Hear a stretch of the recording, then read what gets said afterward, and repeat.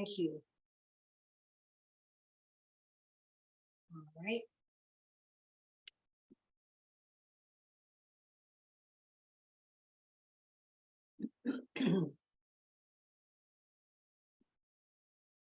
And after this, I came through the country into Lancashire again, visiting friends. Priest Bennett of Cartmel had sent a challenge to dispute with me. And upon the first day, I came to his steeple house and there found him preaching. And when he had done, I spoke to him and his people, but the priest would not stand to trial, but went his ways. And a great deal of discourse I had with the people. And when I came forth into the steeple house yard and was discoursing with the professors and declaring of the truth unto them, one of them sets his foot behind me, and two of them run against my breast and threw me down against a gravestone, wickedly and maliciously seeking to have spoiled me. But I got up again and was moved of the Lord to speak to them. And there was one Richard Roper, one of the bitterest professors the priest had, was very fierce and jealous and zealous in his contention. And so I went up to the priest's house, and many people followed after me, and I desired him to come forth, saying he had challenged me, but he would not at all come out or be seen. And this Roper after came to be convinced of God's eternal truth, and became a fine minister, and continued faithful to his death. So the Lord's power came over them all, which was great.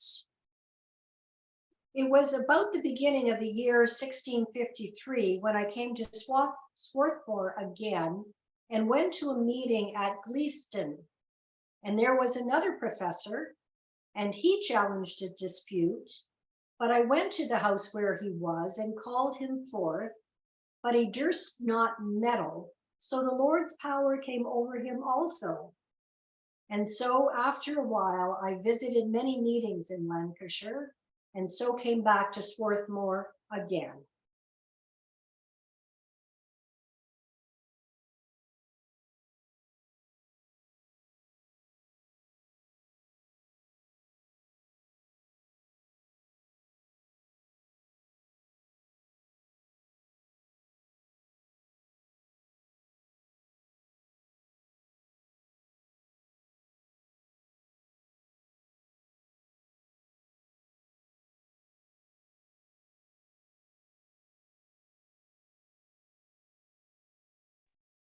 Let's hear from David.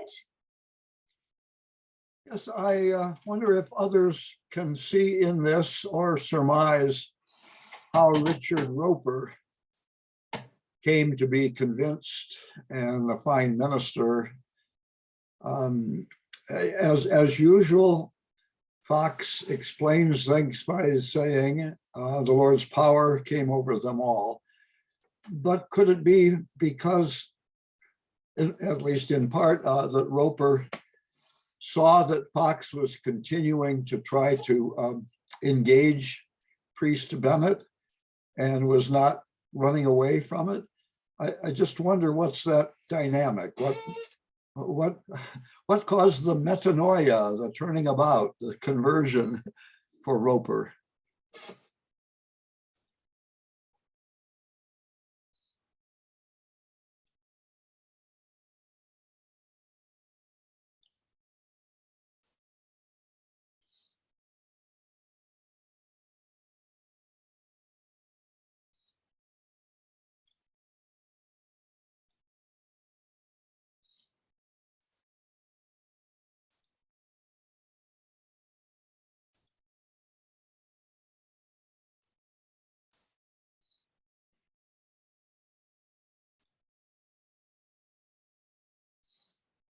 From the way that early friends use the word convincement, we almost always have to know that it has to be from God. Whatever the road taken to get there, But it's interesting how the worst opponents can become the most proponents later on because of the Spirit of God and his convincement. Like Saul, who persecuted the early church, the early Christian church, but became Paul. But each of us have our own path to get there. And for him, he had to be knocked off his horse and struck blind for a while and had this conversation with Jesus in a supernatural kind of way. But I'm not sure about Roper.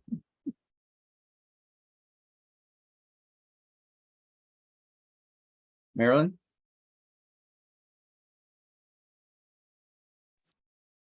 David's question reminds me that Fox was, we focus on Fox partly because of the wonderful journal, but he was far from the only person preaching this new way of living. Part of the power that came forth at that time was a lot of people felt moved to teach others. And so Roper may have encountered them and may have encountered them over and over again. I don't know, maybe it took 20 exposures, or maybe it just took the one. I don't know.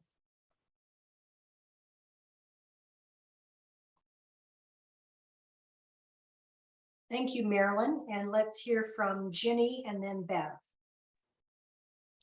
Yeah, I just find it interesting how many people were moved by Fox. And I think that people are watching him, even though they may be running from him, afraid to engage with him. But they see he's not fighting back. He's going to visit people. He's persistent. He doesn't use force. They're recognized by their fruits, you shall know them. I think they're recognizing something in him that maybe they're not seeing in their established churches.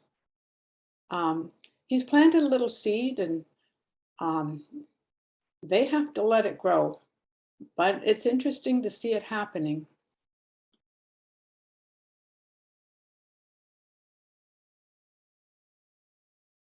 Thank you, Ginny. And let's hear from Bev and then Lynn. I'm thinking of it in terms of my own experience, that when I'm listening deeply to someone, I think we're capable of feeling where it's coming from. And Fox was speaking from his deepest part, and anyone that would be open to that would feel it and know it. And I don't think the words were that important. And I'm reading now, as part of a reading group about Buddha's life, very similar experiences where people who weren't at all interested and happened to hear him and followed him. And I think all the exemplars through history have spoken the truth when organized religion has veered away from the real truth. Thank you.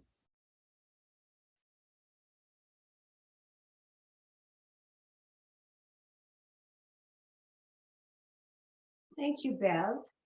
And I just had a thought just before introducing Lynn as our next speaker, since a number of us have been with this program for some time. I wonder if you'd be comfortable in introducing yourself, a short introduction before you speak. Like, I'm Lynn. I've been part of Friendly Friday for several months and months, or something to that effect, and my favorite food is, and then make your comment. Lynn, I don't know if that puts you on the spot, but that's just a little option so that we can also share some background of the people who we didn't introduce previously. Thank you, Donna. I'm Lynn. I don't know about this food thing. It just makes me laugh too much. But I'm from Toronto Monthly Meeting. I've been an attender for 30 years. I'm here. I don't know why I'm here, but I've been here from the beginning. And I'm having a kind of a love-hate relationship with Fox as we go along. But I've learned a great deal. And I recommend it to newcomers if they have the patience to stay with us. It's quite an experience. I've been thinking all through this program from the very beginning. I don't know how long it was, Donna, a couple of years ago, about ministry and how important it is to health, the beginning, the continuation, and the health of the religious society friends, and how the society needs ministers, which is people who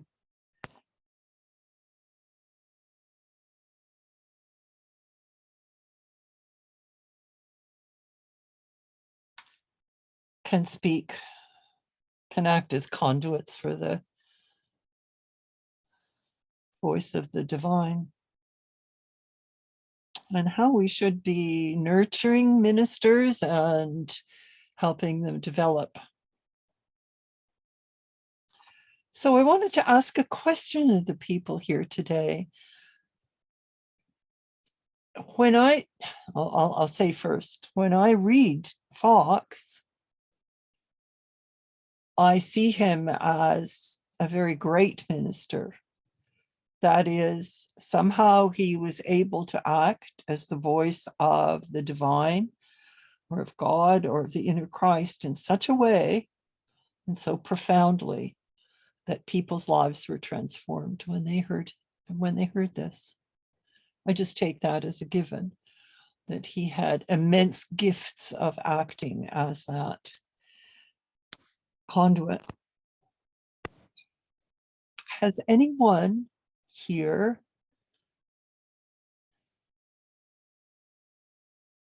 been affected by such profound ministry during their lives? Has any of us encountered a person with such immense gifts of ministry that they would be transformed by the ministry they heard? I take ministry to be central to the Quaker experience, and so I have many questions about it, and we'll probably keep coming back to it. I've been trying to encourage it in our meeting and kind of hitting a wall, but I will keep at it. In any case, there's my question. Have any of you encountered such profound ministry that it has transformed you? Lynn, thank you so much for that question. David, I noticed that your hand is up, and I'm wondering, are you in a position to speak to Lynn's question? And or would you like to give a little self-introduction before you start speaking? Thank you. Both of those. I was first going to ask whether you wanted to call on us in order for our introductions, or if we just say something when it's our turn to speak. So I think say something as it's your turn to speak. I recognize we missed Ginny before, and we missed Marilyn doing that, but we'll catch up. We'll catch up.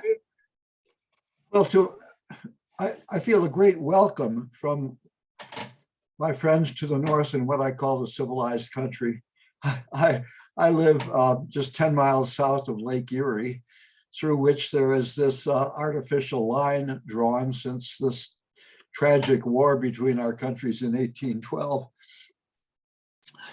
And I first learned about this group through Henry Jason, who was a linguist and was leading a study of the New Testament based on the Greek, for which he is a very deep scholar. And so I don't know if he has recently been able to join us in and out once in a while, but it was a good connection. I instantly felt warmly at home. My membership since the late 1970s has been in a meeting in Chicago, Illinois, which from the time that it began in the 1930s, a merger of two different worship groups, has been part of two different yearly meetings in the United States, the Friends General Conference through Illinois yearly meeting and Friends United meeting, the pastoral group through Western yearly meeting.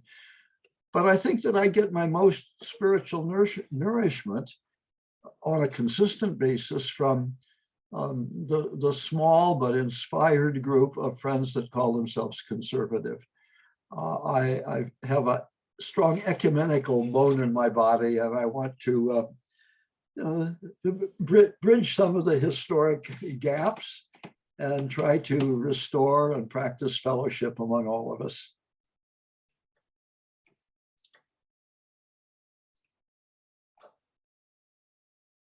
Thank you, David. And Marilyn, would you like to introduce yourself, and then do you have some commentary to Lynn's question? Yes, and yes. Excellent. Marilyn Vacher in New London, Connecticut, a member of the meeting here in New London, and which is part of New England yearly meeting. And I found out about this meeting through Patricia Dahlman, who don't see here today, but and I love enchiladas. In response to Lynn, I would say that there is not a single person whose ministry turned my life around, but I would say, like David, that it's been through Ohio yearly meeting that I've heard ministry from many people who all seem to be pretty much in tune with each other, and who, yeah, I don't think I'm not sure that we any longer live in an age of the great man, but I think rather of the great collectives now and then.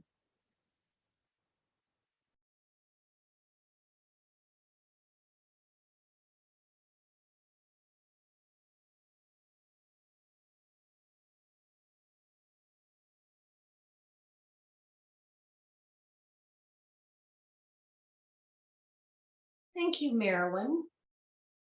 I'm Donna Moore from Canadian Friends Historical Association and provide some leadership for this particular program, along with Chad, for which I am immensely thankful. And I have to say, I get ministry from Friendly Friday. And it comes from different people that I listen to. I was reviewing the notes from last week that I missed, which I mentioned earlier, and I found a number of statements from a number of people very meaningful, and I would consider to be ministry to me.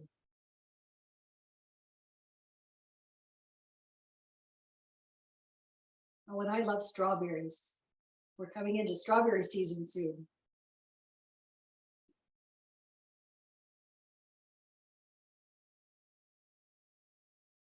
I'm Chad.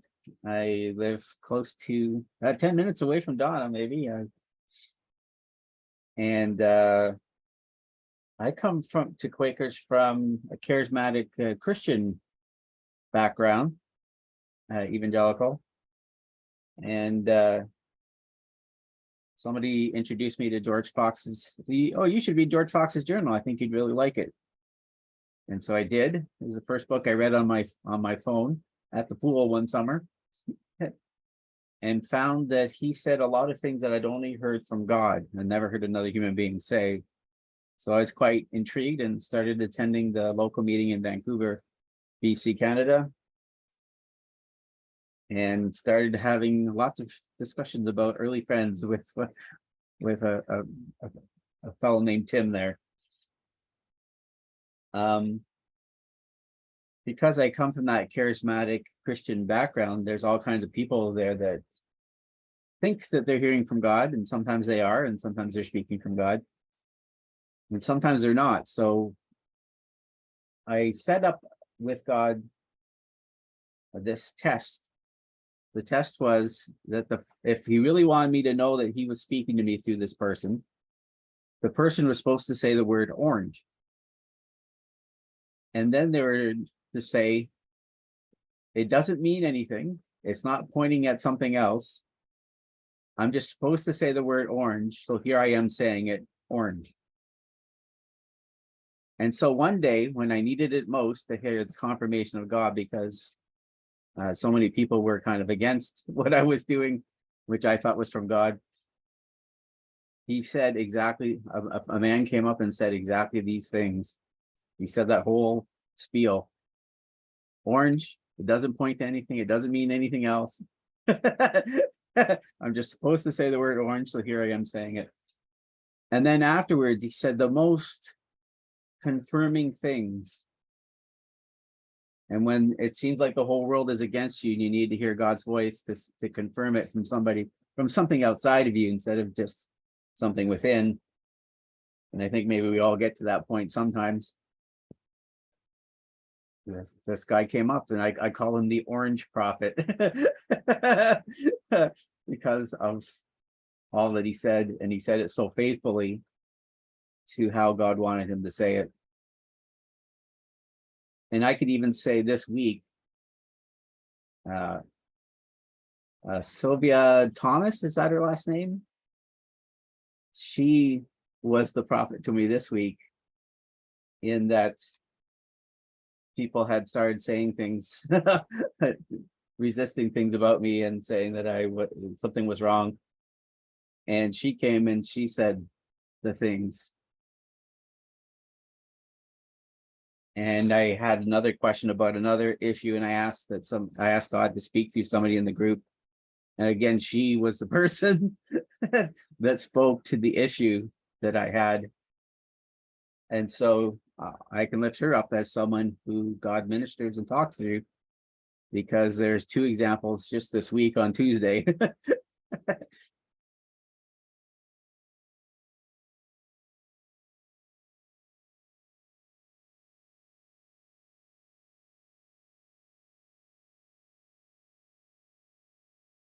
So yeah, I don't know how she is in the rest of her, what she says and stuff.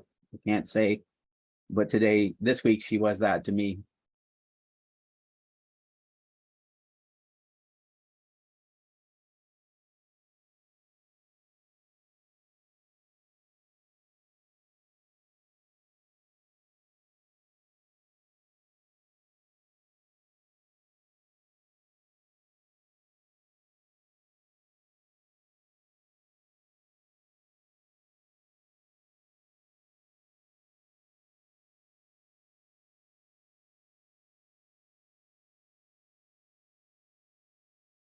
Lynn, I'd like to thank you very much for your question, because especially thinking about that and hearing myself speak and other people speak as well, it allowed me to recognize that ministry can come in different places at different times, sometimes when we're least expecting it.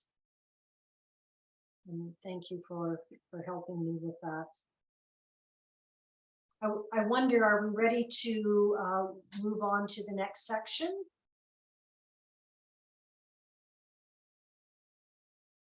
Okay, looks like it. Lynn, would you be interested in reading the section 173?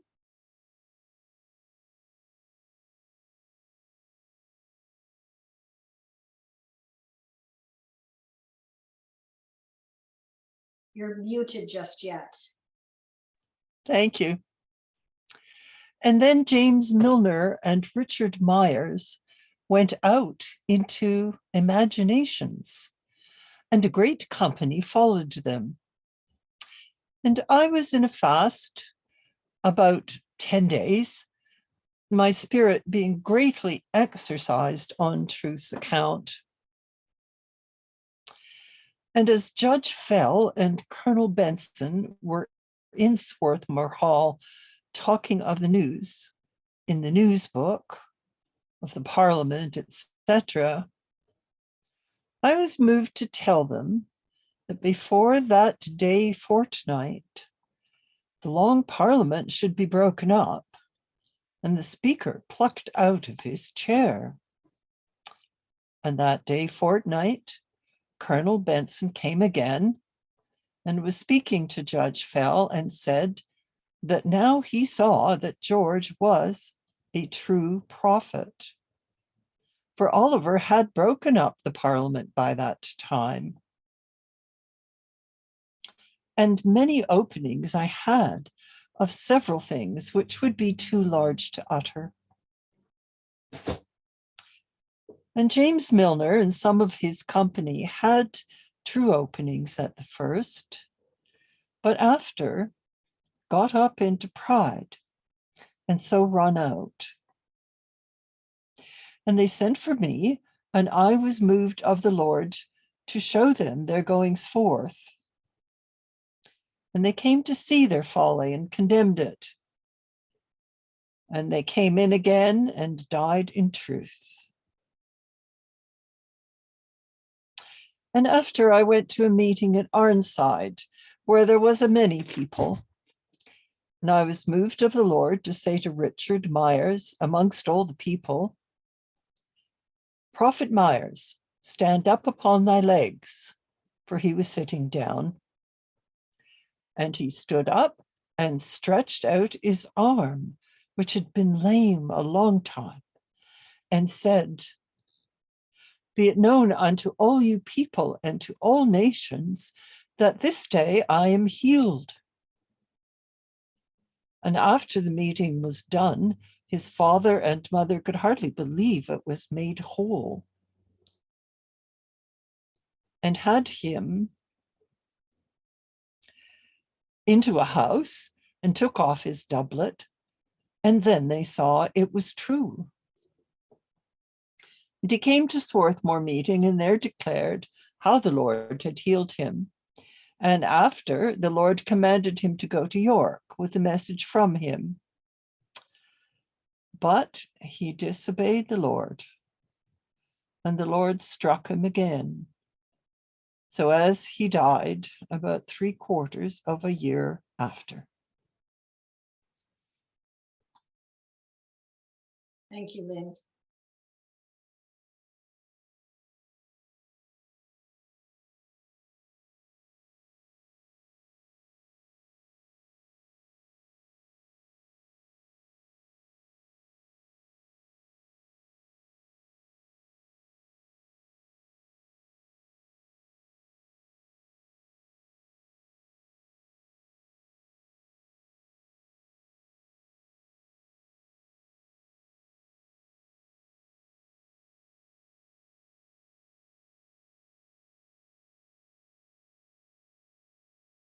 Let's hear from David. I'm looking at one of the early paragraphs. It might be the first one. In the last sentence where it said, and many openings I had of several things which would be too large to utter. And I could read that last phrase in either of two ways, and I wonder how others are seeing it. One might be that there are too many things to try to say. There's so much here, I don't know where I would start. The other is that they are so profound that I can't really find words for them. And that kind of experience, which might be called mystical, is a treasured, though not required, part of our shared tradition. And it goes back through all of time that there have been mystics who others sense that they are really in touch with the divine, but they don't try to put it into a systematic theology or even try to give verbal descriptions. So I just wonder how others are seeing that particular sentence.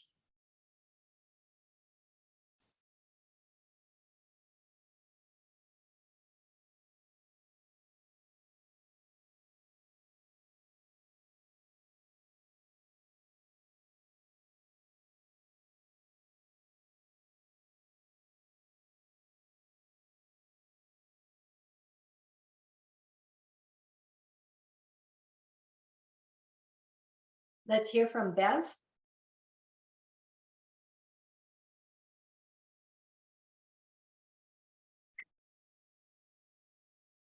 I agree with David that it's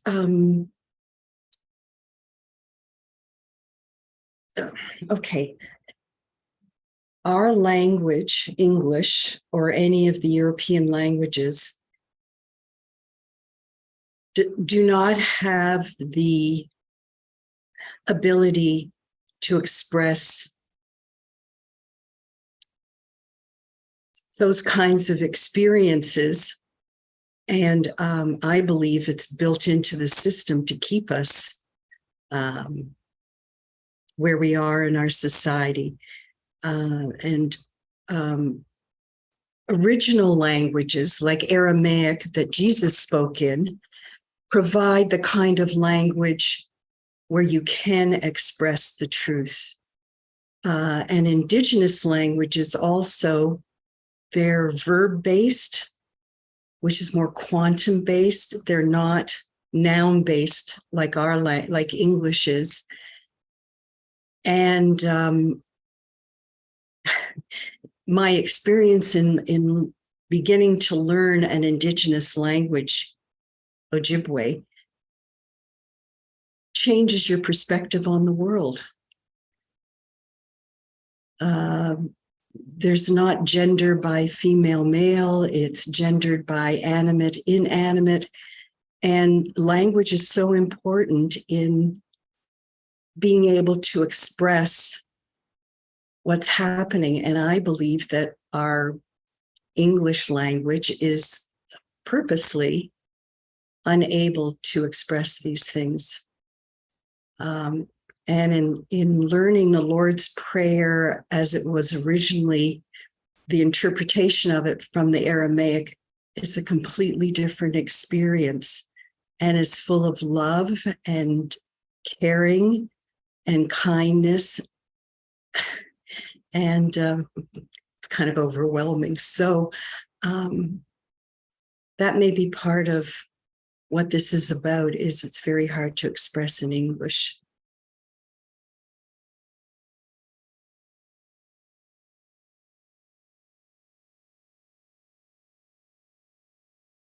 Thank you so much, Bev. That was very meaningful to me.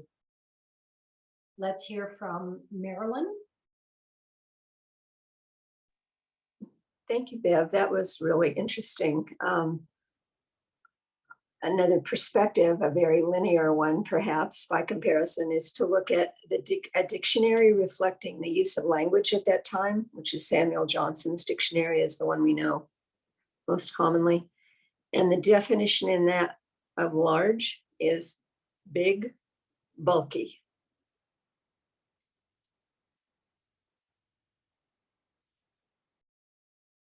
People can find links to that dictionary online in the chat. Plus a list of usages, a small list of words that are used differently in the 17th century than we do today. Words like exercised, which kind of means that he was emotionally charged in some way. That's one possible meaning anyway. The thing I'm noticing between this section and the section before is that we're not static creatures. We can start off opposed and become convinced by the power of God. In the previous section, in this section, you can start off well and then drift off of a God-centered. We become puffed up or prideful. And knowledge can do that. And being a leader that have people following you can do that, can lead you into pride, which leads you off of God. And so there's a requirement. There's something that depends on us, that we focus on God within us, and He cleanses us from unrighteousness. He lifts us over our flesh and our ego. But without that continued focus, we can stray off. And when we take up that focus and we're willing to listen and hear God and sense him and experience him, that is something that transforms us and cleanses us and puts us on the right path and keeps us there as long as we're willing to keep doing that.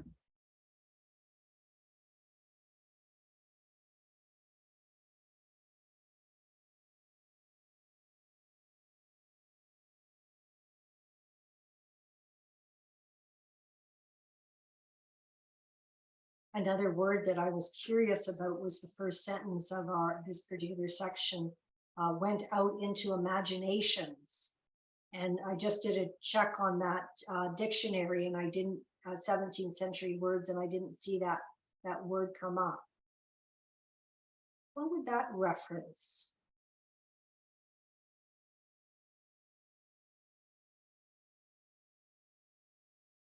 For me, it's when we take our eyes off of God and we start thinking our own thoughts, and we have our own ideas and our own theology, if you would, that are based on man-made theories,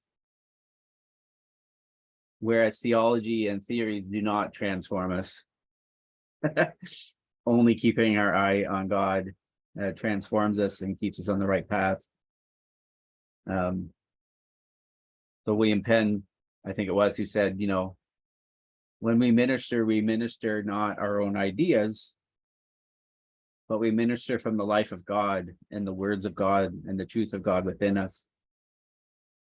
And when we do so, that's what produces the potential for producing life in other people.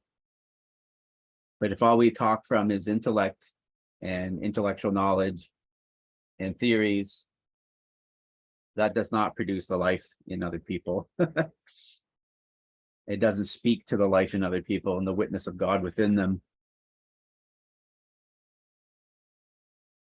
And that's kind of what ministry is we are just confirming what God is already speaking to the person within them.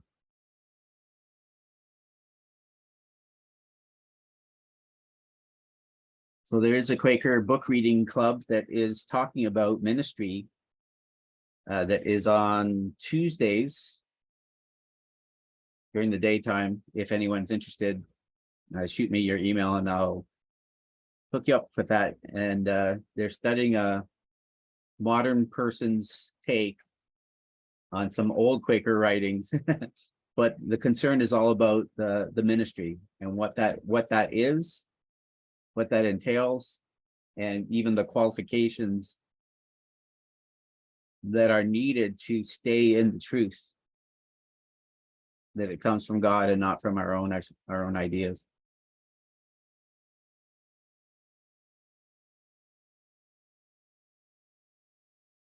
Thank you, Chad. That book reading club sounds really interesting. So we've got Ginny's hand up and we've got David's hand up. And Ginny, please excuse me, but have you done your introduction yet? And you're muted. I came to Quakers when I was 8. My family started there, and I took them for granted, drifted away when I was busy pursuing career and education. And of course, there was something that drew me back. There was some, I remember as a child, there was some ministry that I still remember that was, has been influential. But I think it was the people that brought me back. I was really lucky to be brought up in the Toronto Quaker meeting. We had a lot of love and nurturing from the adults. We called them by their first name, which was really novel. And they respected us. They listened to us. Of course, meetings change, the people change, but there was something that brought me back, and I'm so glad, because gradually it's just become so much more central to my life. And my favorite foods are bananas and hummus. I don't eat them together, but bananas for breakfast every morning, hummus for lunch almost every day. with tahini and salsa. But going back to this passage, I'm wondering if others could help me in understanding the healing. And we certainly know the mind-body connection and how closely healing is associated with mental health and forgiveness. But sometimes George Fox just pushes me just a little too far. And I'm not quite sure whether to just ignore that, or maybe others can help me understand. I do have a book on George Fox's miracles, and I know that some of the early Quakers, many of them were healers as well. Sometimes they went a little further than seems wise, where they would gather at the site of a grave to raise a person from the dead. So maybe there's others that can help me understand this.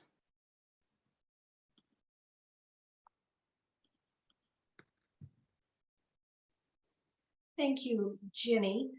David, you have your hand up, and are you able to provide some commentary on what Ginny's just raised, as Yes. well as anything else on this section? That and something else. Well, Excellent. let me Thank you, start with Ginny. I don't know how to make sense of what happened. I don't deny that it happened, but I do not have any firsthand experience of that. And I do know that the Book of Miracles was either discouraged or suppressed. I'm glad that scholars have found it again. I'm glad that Ginny mentioned that we are, I'm using my own words, a psychosoma, our spirit and body all wrapped together. And that well, I know in my own experience that something's going wrong in my body, and it makes me think crooked or feel sour or gloomy. I mean, it all goes together, and that when my own spiritual life is enhanced, the body feels better. Now, the miraculous healing, I think I am rightly suspicious of that within my own extended family, because there have been those who have been simply taken by hustlers. There are those who really have exploited people's vulnerability. So I'll just let that be an open question, and neither say that it's essential that I know how it works, nor that I don't believe it. Going back to this, where are we about? Yeah, the imaginations, the first sentence.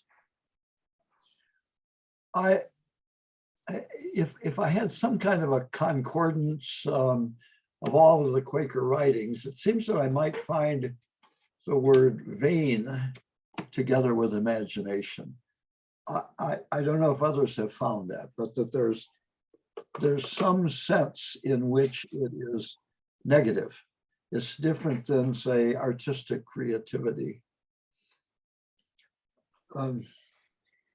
For me, it brings to mind something that may sound different, but feels similar to me. And it's in Pennington's advice, where he says to give over your own willing, give over your own running, give over your own desiring to think anything, to know anything or do anything. So I think that, and then sink down to the seed. And he talks about the work of the seed, which is beautiful, the rest of that quote. So as I think about that and look at this, I'm seeing a counsel against relying more on the head than the heart, as it were. the over intellectualizing, the, putting on a pedestal the rational part of our capacity. And that sort of helps me to know that Fox is seeing something in which they're getting out of balance. So I'll be interested to see whether Milner and Myers come back into the truth. And I'm sorry that a company followed them. But I do want to hear how others address either of these challenges. I hope I'm not speaking too much. I'm at risk of that.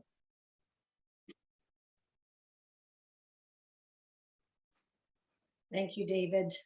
I, for one, enjoy what you bring to our discussions very much, and I can see Lynn is nodding her head in agreement as well, and as is Gwen. Bev, you have your hand up. Let's hear from you. My interpretation of imaginations is that to get out of your head, your intellect, all those things that our society puts down are the ways of getting through to the heart and the soul, and imagination is part of it. And in the next paragraph, he says, James Milner and some of his company had true openings at the first. So from my perspective, I see that as moving to another area of not using the intellect, but using the heart and all the things that we have that open us. And I see George Fox is knowing what's going to happen in Parliament, and his healing are all part of this awareness that comes from the source. And I've seen it in my own family. I've seen it with other people. And I think, a lot of this is supported today, for instance, with Gabor Mate's book, The Myth of Normal, and how he shows that our illnesses are all connected, how it's all interconnected. And with that healing, we call it a miracle, but it's really normal in an indigenous society that you would heal that way. I'm not making sense. All the witches that were burned, they were burned because they did heal. I mean, it was frightening to the organizations at that time that others could heal. And, I've even had that when I was a child with my grandmother, her bringing the European traditions of going out and getting I think it was plantain or some weed from the garden to heal. And all that had been destroyed during the Middle Ages. So what am I trying to say? I accept that all this is not only possible, but did happen. And the only thing I don't agree with him is when he said that the Lord caused that young person to die because he hadn't followed it. No, I don't think the Creator causes that. It's when you veer off the path, when he wouldn't do what he was supposed to do, then all those things came back again. It was not done to him. It happened because he had veered off the path, is the way I would interpret it.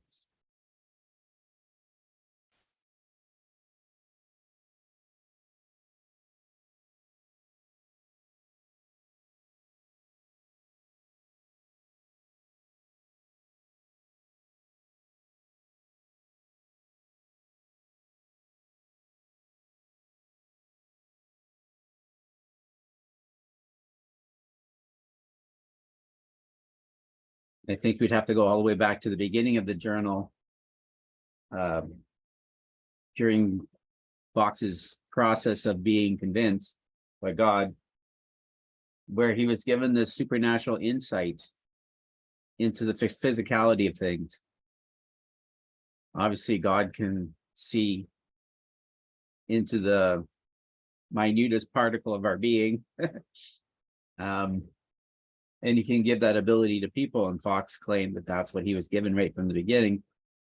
So much so that he thought maybe God wanted him to become a doctor and just heal people all the time. And so when you can see supernaturally into the problem, sometimes that's an empowerment to see what would fix it. Or that God intends to fix it and do something about it.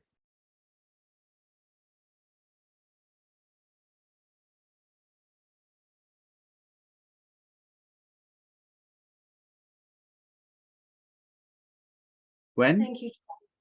Oh. Yeah, that's okay. Gwen, have you done your introduction? I haven't. I'm Gwen Anderson. I'm in Canada, in Winnipeg. Winnipeg Monthly Meeting is my home meeting. We're the geographic center of Canada. Well, actually, I used to. Well, I guess if you go longitudinally, but if you're going up and down Canada, we're along the southern border. So I've been distracted for a while, actually, on Lynn's question. Has ministry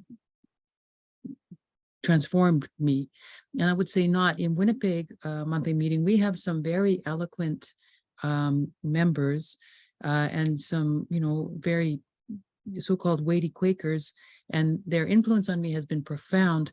Though I would say that we are in general quite a quiet meeting. We are almost a completely silent meeting. Their spoken ministry is not that usual in Winnipeg. And so I would, and I have been traveling now with the Quakers for about 11 years, and I joined as a member last year after 10 years of testing the water. And I would say that a single or a set of spoken ministry hasn't transformed me, but I have, I could boldly say I have undergone something of a transformation. And that transformation didn't come through one or two ministries, but the effect of Quakerism like rain on me for 10 years. And so, I have to say it took about 10 years to get me thoroughly wet. And so I'm thoroughly wet now, and not transformed, but the earlier words, Fox's earlier words, I had openings that were too big to speak about. I also get that in a way in my, it speaks to me in this way where, having spent my adult life as a young person, I had exposure through the United Church in Canada, which is quite a liberal organization, and then in adulthood, not really with a church affiliation, so not a strong church affiliation. Spending time with the Quakers and having the Quakers rain on me for 10 years has opened my eyes to the notion of being, even me being a child of God, even me being seen by and held by. And so for me to try to articulate sometimes that notion, for one thing, those words are very vulnerable making to say, or they feel vulnerable making for me to say, and even to to grapple with a felt understanding of those words is too big in their greatness, and also too big in their terror, because I tell you, I cling to my small material life. So, right now, if you choose me, you want God's love or do you want your coffee maker? Well, I would have a hard time giving up my coffee maker. And so, this is a big idea, particularly if you haven't been raised in that tradition, and come to see that it is the legacy of all of us. I'm just like this. Oh, we have a legacy. Oh, me too. And so this certainly things in today's reading spoke to me, as did Lynn. I'm going to carry around that question. Has there been ministry that's affected me? Thank you.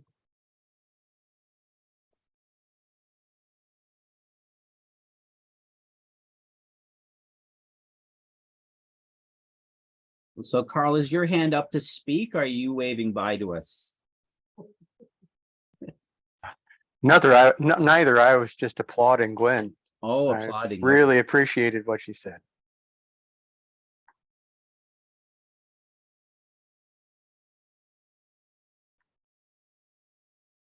Back to David's question about were things too large to utter. You know, my experience of God, every aspect of him is infinite.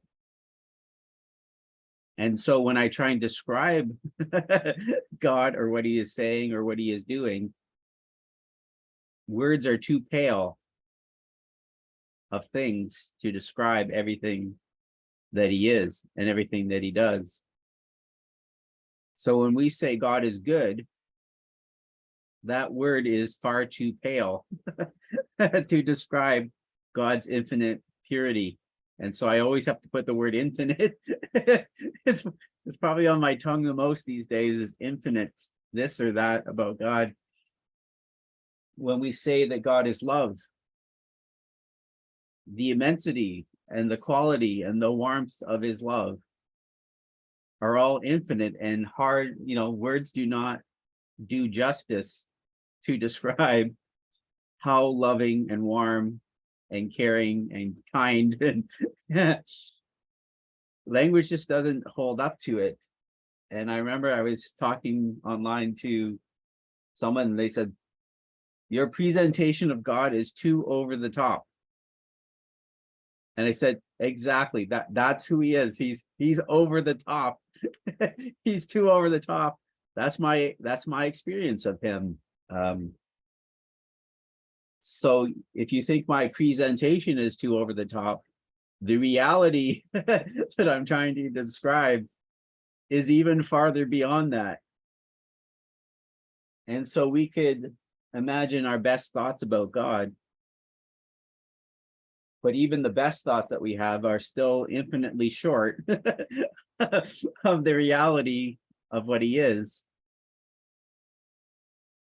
And so the human words, and we all have different definition for a word, a personal inner definition, but none of them match up. None of them reach to the fullness of who God is, because he's infinite in every dimension of who he is, except maybe in his anger and his judgment and that kind of thing, which the scripture speaks are not infinite, if he has any. But I haven't met very much of that part of him. So, and so one of my favorite metaphors about experiencing God is like if you were to try and stand under Niagara Falls and catch every drop, and every drop is the warm liquid love of God. Well, you wouldn't even be able to stand up under it, let alone receive even that small portion that you could receive with your body, you know. And it's new every moment, and it's flowing. You stand one part in the river and the river is always there, but the river is always new. You stand in the ocean and it's changing continuously with wind and tide and waves. The ocean is always there. It's always permanently there, but it's always in constant change and flow. And almost everything about God is that flow, that permanence and change at the same time, that immensity, that always new quality. And it's always living and produces life, because that's who he is.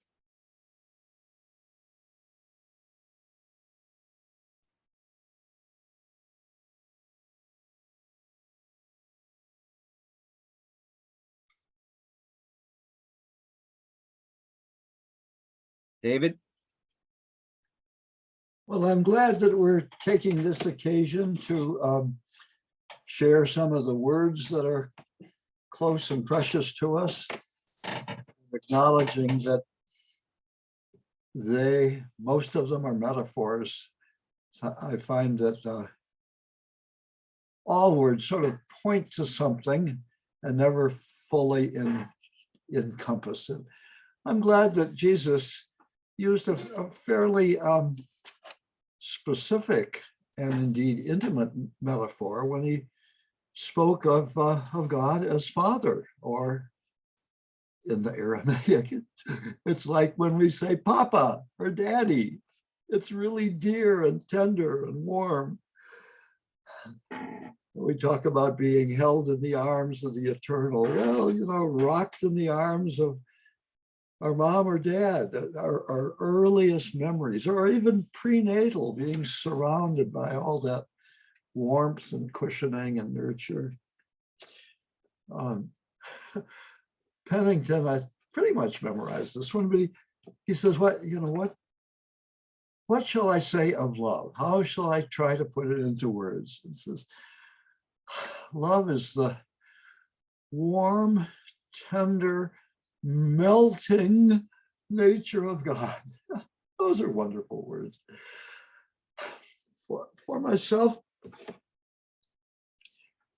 I think of the divine presence and action. It's more verb than noun, as something that permeates the universe.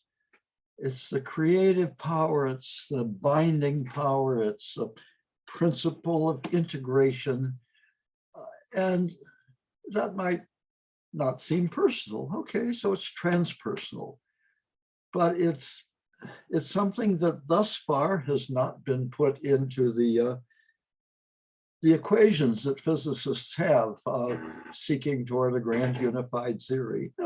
They've made some progress 150 years ago or so. They said, well, electricity and magnetism, it's the same thing, but just looking at it from different sides. And then we learn about mass and energy. So at the scientific level, they keep trying to put more and more together, but I am not eager for love to be quantified, much less captured or sold. That is really central to my understanding of ultimate reality, of which we are endowed with enough that it keeps our life going. Some of you have heard me talk about the 1/2 trillionth part of the energy of the sun that hits the earth. That's 1/10 to the 12th power. So it's just a little tiny glimmer of what's coming from our star, but it's enough to keep us going. So that's part of what all comes to mind when we're looking at this. And I value that this is a trusting group in which we can, think out loud or share our tender thoughts.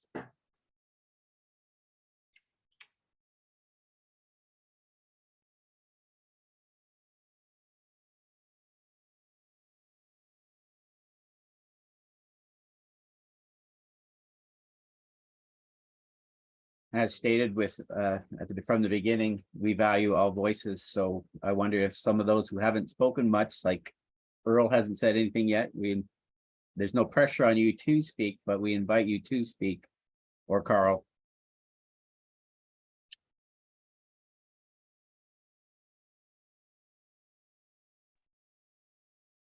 Well, I will just introduce myself. I don't have anything to say on the discussion, but I live in Barnesville, Ohio. I'm a member Stillwater Friends Meeting, which is Ohio yearly meeting, and one of the participants in the book discussion group that Chad mentioned a while ago. we are just beginning to read a book by, now I'm blocking out his name. I almost know it as well as mine. Brian Brian- Drayton. Brian Drayton, who about 20 years ago first wrote a book on living with a concern for gospel ministry. So it's going to be a very interesting and challenging discussion, I'm sure. I grew up not Quaker, but knowing that my mother's family had Quaker heritage back to the first generation of Friends. And when I started college, I attended a young adult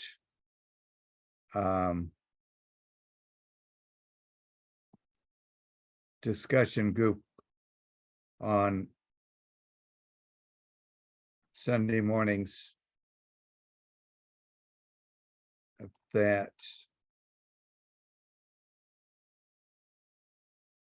I guess you could say overwhelmed me.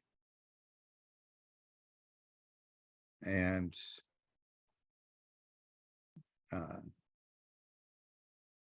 I have been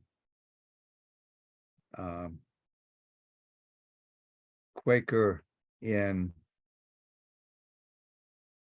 convincement for about 50 years now.